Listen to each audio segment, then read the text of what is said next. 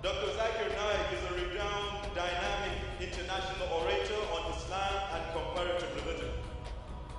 Dr. Zakir Naik is the president of Islamic Research Foundation in Mumbai.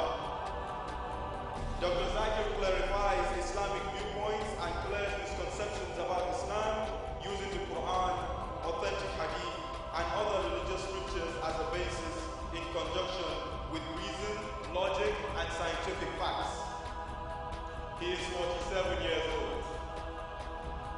He is popular for his critical analysis and convincing answers for challenging questions posed by audiences after his public talks.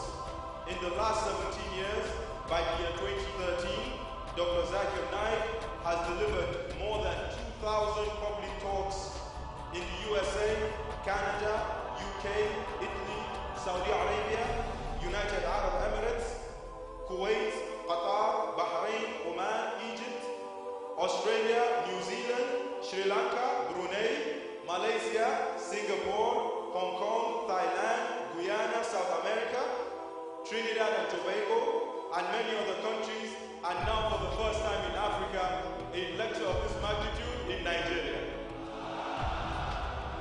He is ranked in the top 16